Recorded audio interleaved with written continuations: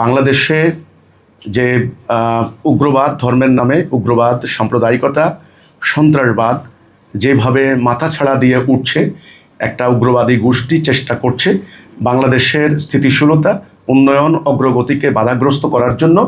সেটাকে মোকাবেলা করতে হলে আমি মনে করি এদেশের যারা দেশপ্রেমিক জনগণ আছেন, যারা শান্তিপ্রিয় মানুষ আছেন, ধর্মপ্রাণ মানুষ আছেন, মোমেন বান্দা আছেন, ইমানদার, আমি মনে করি তাদের প্রত্যেক মানুষকে দল, মত, ধর্ম, বর্ণ নির্বিশেষে তাদেরকে ঐক্যবদ্ধ হতে হবে।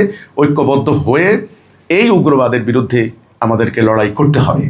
এবং এই উগ্রবাদের বিরুদ্ধে আমরা বলেছি শুধুমাত্র শক্তি দিয়ে হবে না, সরকারের লক্ষ লক্ষ কোটি কোটি টাকা খরচ হবে, আইনশৃঙ্খলা বাহিনী নিয়োজিত থাকবেন, শক্তি লাগবে, ঠিক আছে, বাট শুধুমাত্র শক্তি দিয়ে হবে না। শক্তির পাশাপাশি একটা সঠিক আদর্শ লাগবে, একটা আদর্শিক বক্তব্য লাগবে, একটা কাউন্টার ন্যারেটিভ লাগবে, একটা কাউন্টার আইডিওলজি লাগবে।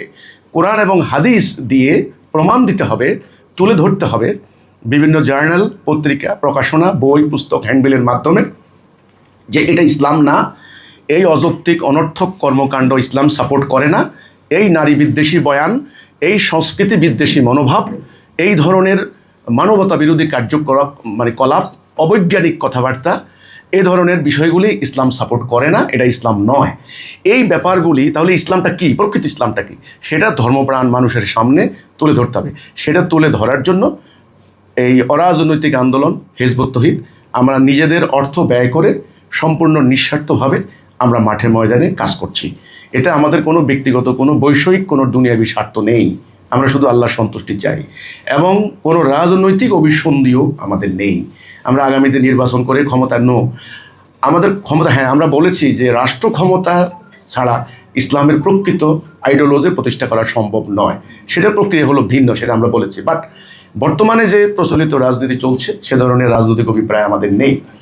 এবং গত প্রতিষ্ঠার পর থেকে 31 বছর থেকে আমরা কোনো আইন ভঙ্গ করিনি, কোনো অন্যায় করিনি। আজকে আমরা আক্রান্ত, আমাদের বাড়িঘর আক্রান্ত, আমাদেরকে প্রতিনিয়ত হুমকি দেওয়া হচ্ছে, মিথ্যা ফতোয়া দেওয়া হচ্ছে, বিভিন্ন মসজিদে জুমার দিনে আমাদের বিরুদ্ধে মিথ্যা বয়ান দেওয়া হচ্ছে, হ্যান্ডবিল রচনা করে সেখানে সাধারণ জনগণের মধ্যে জুমার দিনে মুসল্লিদের কাছে বিতরণ করা হচ্ছে। এতে আমরা নিজেদেরকে অনিরাপদ মনে করছি। আমাদের অফিস, কার্যালয়, বাড়িঘর আক্রান্ত হতে পারে। ইতিমধ্যে আমাদের 5 জন ভাই বোন শহীদ হয়েছেন। আপনারা জানেন বাংলাদেশ একটি স্বাধীন সার্বভৌম রাষ্ট্র।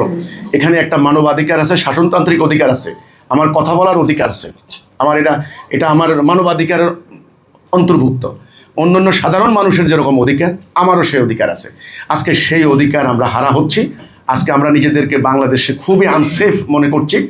কাজে আমি সরকারের কাছে বিনীত অনুরোধ করব, এই উগ্রবাদী গোষ্ঠীকে, এই এক্সট্রিমিস্ট যারা, যেটা আল্লাহ রসুলের প্রকৃত ইসলাম নয়, তারা যেভাবে ধর্মকে অপব্যবহার করে ধর্ম ব্যবসা করছে, অপরাজনীতি করছে, এদেরকে আপনারা আইনের আওতায় আনুন এবং এদেরকে যথাযথ শাস্তির আওতায় এনে আমাদের মতো যারা শান্তিপ্রিয় জনতা, তাদের নিরাপদ বসবাস করার জন্য একটা বাসস্থান, আপনারা সেটা নিরাপদ পরিবেশ তৈরি করুন।